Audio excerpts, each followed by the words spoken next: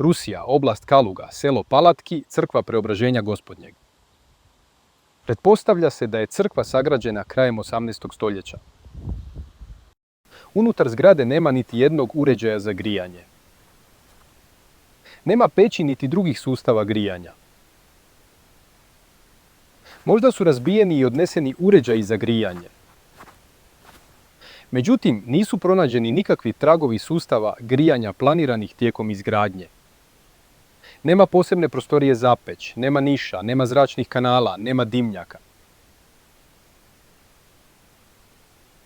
Kad je ova crkva građena, nitko je nije htio grijati. Rusija je imala toplu klimu bez oštrih zima i mrazeva. Zatim se klima pogoršala i postalo je hladno. Morali smo se grijati.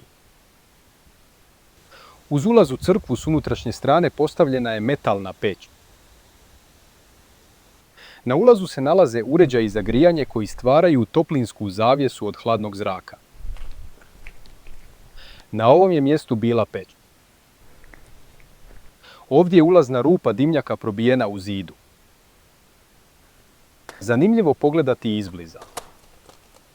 Stubište je klimavo, ispod njega treba staviti komad cigle.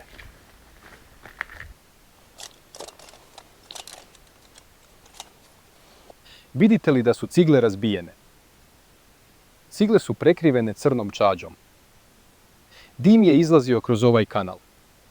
Cijeli ovaj prostor je izbijen iz zida. Da bi se stvorila cijev u zidu crkve, napravljena je tanka pregrada sa strane prostorije. Pregrada je izrađena od opeke različite boje. Jasno je uočljivo da se cigle razlikuju od cigli u zidu. Boja morta je također različita. Žbuka u zidu je bijele boje. I ova otopina je svjetlo smeđe boje. Izlijeva se kao pijesak. Sasvim je sigurno da je ovaj dimnjak probijen u zid nakon izgradnje crkve. Postalo je hladno i morali smo prilagoditi sobu za rusku zimu. Znanost skriva od ljudi činjenicu oštrog zahlađenja u nedavnoj prošlosti. Ali u povijesnim građevinama vidimo dokaz drugačije klime. Dokaz da se klima dramatično promijenila nakon izgradnje ovih zgrada.